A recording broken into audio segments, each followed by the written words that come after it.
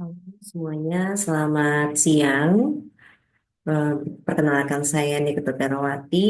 Kali ini kita akan membahas mengenai permasalahan pendidikan nasional dan pendidikan karakter. Jadi untuk pendidikan nasional kita ketahui bersama bahwa pendidikan nasional itu adalah sistem pendidikan yang diselenggarakan oleh pemerintah untuk mencerdaskan kehidupan bangsa sesuai dengan amanat pembukaan Undang-Undang Dasar 1945. Nah, di Indonesia, pendidikan nasional itu diatur oleh Undang-Undang Dasar Nomor 20 Tahun 2003 tentang Sistem Pendidikan Nasional, di mana tujuan dari pendidikan nasional itu sendiri adalah berkembangnya peserta didik agar menjadi manusia yang beriman dan bertakwa kepada Tuhan Yang Maha Esa, berakhlak mulia, sehat, berilmu, cakap, kreatif, mandiri, dan menjadi warga negara yang demokratis serta bertanggung jawab. Nah, di dalam pendidikan nasional tersebut terdapat beberapa aspek. Di antaranya ada aspek filosofi, ada aspek kebijakan, aspek sosio-kultural, aspek ekonomi, teknologi, dan aspek lingkungan. Adapun aspek filosofi yang dimaksud di sini adalah Pancasila dan Undang-Undang Dasar Negara Republik Indonesia tahun 1945 itu sendiri. Kemudian kebijakan dari pendidikan nasional itu salah satunya adalah kurikulum. Kemudian untuk aspek sosiokultural itu merupakan eh, keanekaragaman. Jadi bagaimana menghargai keanekaragaman budaya bangsa dan suku bangsa serta agama dan mengajarkan adanya toleransi di antara keberagaman tersebut.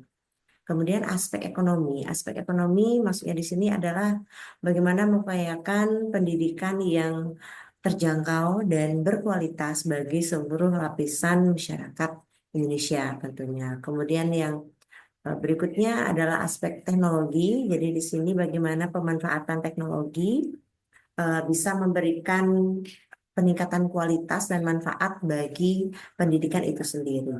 Dan terakhir adalah aspek lingkungan, yaitu mengajarkan peserta didik untuk belajar mengenai pentingnya menjaga kelestarian lingkungan hidup. Nah, dari beberapa aspek tersebut terdapat juga permasalahan-permasalahan yang kita hadapi dalam pendidikan nasional kita, yaitu ketimpangan akses pendidikan. Jadi adanya perbedaan akses pendidikan yang diperoleh antara satu lapisan masyarakat dengan masyarakat yang lainnya ataupun satu daerah dengan daerah yang lainnya karena tidak bisa dipungkiri bagaimana luasnya wilayah Indonesia dengan situasi kondisi geografis dan kondisi masyarakat yang berbeda-beda. Kemudian masalah yang kedua yaitu kualitas guru dan tenaga kependidikan. Jadi masalah ini masih menjadi masalah sampai saat ini.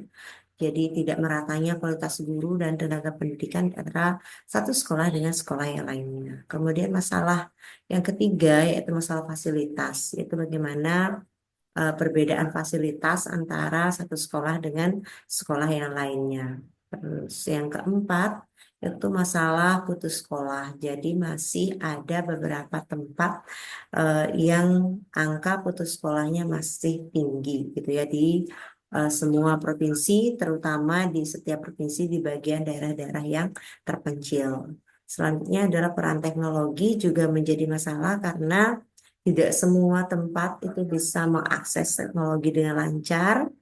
Mungkin di satu tempat itu akses listrik dan wifi itu sangat mudah diperoleh, sedangkan di daerah terpencil, daerah pegunungan, daerah-daerah yang jauh dari perkotaan, jauh dari jalan besar itu jangankan wifi, listrik pun masih susah didapatkan. Nah, jadi permasalahan-permasalahan yang terjadi tersebut tentunya perlu kita berikan beberapa solusi, di antaranya bagaimana pemerintah bisa memberikan pemerataan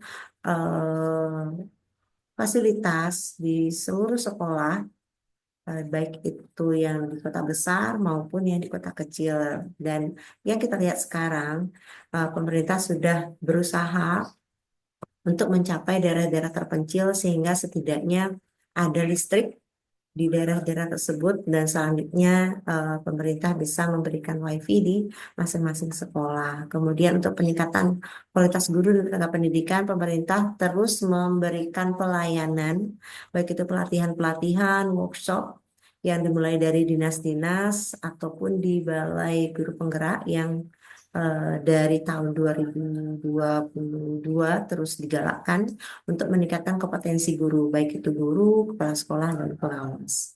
Kemudian untuk putus sekolah, pemerintah juga berusaha telah memberikan sarana bagaimana memfasilitasi anak-anak yang putus sekolah, yaitu adanya layanan kejar paket yang bisa diakses oleh semua lapisan masyarakat yang berada di tempat-tempat terpencil. Nah, itu beberapa permasalahan yang terjadi dalam pendidikan nasional kita. Nah, di dalam pendidikan nasional itu tidak hanya berfokus pada pengembangan ilmu pengetahuan, tapi juga pengembangan karakter. Maka dari itulah di sini muncul tentang pendidikan karakter. Jadi pendidikan karakter itu sendiri adalah suatu sistem penanaman nilai-nilai karakter yang meliputi pengetahuan juga, kemudian ada kesadaran atau kemauan, kemudian tindakan untuk melaksanakan nilai-nilai karakter di dalamnya, baik itu pertanggungjawabannya terhadap Tuhan Yang Maha Esa, terhadap diri sendiri, terhadap sesama, terhadap lingkungan, dan terhadap bangsa kita sendiri. Nah, di dalam pendidikan karakter itu terdapat beberapa aspek yang kita bahas di sini. Yang pertama adalah aspek moral.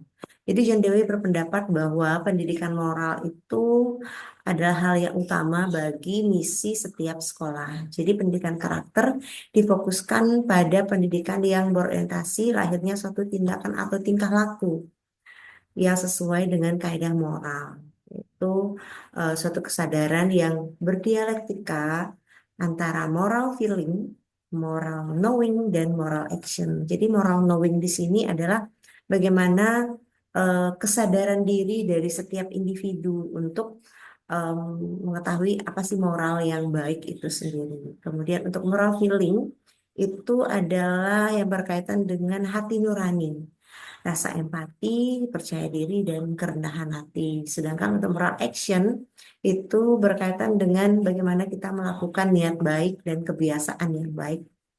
Nah, itu dari aspek moralitas. Kemudian yang kedua, aspek religiusitas. Jadi pendidikan moral, pendidikan karakter itu sendiri tidak bisa terlepas dari nilai-nilai keagamaan atau nilai-nilai religiusitas, di mana nilai-nilai keagamaan itu akan menjadi fondasi dan kontributor bagi rumusan tolak ukur dari batasan-batasan karakter yang baik itu seperti apa. Nah, yang ketiga, aspek psikologi. Jadi, aspek psikologi di sini adalah bagaimana emosional atau dari sisi psikologinya ketika kita menanamkan pendidikan karakter terhadap peserta didik. Nah, di dalam pendidikan karakter itu sendiri juga terdapat beberapa permasalahan-permasalahan yang muncul. Yang pertama itu adalah ketidaksesuaian konsep dan realita.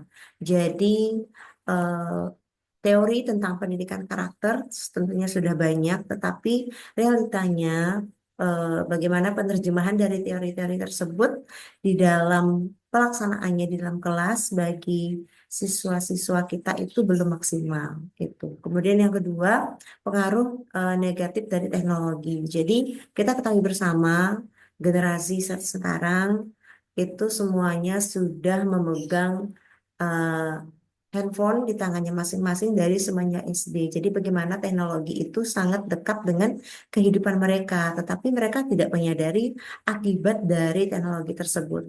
Ketika mereka melihat budaya-budaya luar, nah mereka seperti melupakan budaya mereka sendiri, bahkan tidak mengetahui dari budaya mereka sendiri.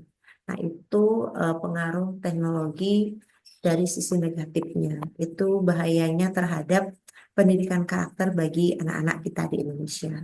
Yang ketiga yaitu kurangnya dukungan sosial dan keluarga. Jadi pendidikan karakter itu tidak hanya dilakukan di sekolah, tidak hanya menjadi tugas para guru, tetapi juga keluarga. Karena pastinya karakter pertama dibentuk itu dalam keluarga. Sebelum mereka pergi ke sekolah, anak-anak pastinya dididik di dalam keluarga. Jadi peran keluarga di sini sangat penting. Selain keluarga itu juga masyarakat, masyarakat sosial di sekitar kita, di sekitar anak tersebut yang akan mempengaruhi dari karakter anak tersebut. Gitu ya. Kemudian yang keempat, permasalahannya adalah kurangnya sinergi antara sekolah, keluarga, dan masyarakat. Ketika keluarga tidak mau tahu terhadap bagaimana sikap anaknya, bagaimana perkembangan anaknya, maka sekolah tidak akan bisa berbuat apa-apa. Jadi perlu adanya sinergi antara sekolah, keluarga, dan masyarakat. Jadi pihak sekolah berusaha melakukan semaksimal mungkin bagaimana memberikan pendidikan karakter, moral yang baik kepada siswa-siswanya, namun juga keluarga mendukung dan ikut terlibat di dalam pembangunan karakter-karakter yang baik bagi anak tersebut. Selanjutnya, ketika keluarga sudah bisa membantu sekolah, maka selanjutnya adalah masyarakat. Bagaimana masyarakat peduli terhadap bagaimana sih membangun karakter yang baik. Jadi bukan di antara lingkungan-lingkungan masyarakat yang berkarakter buruk.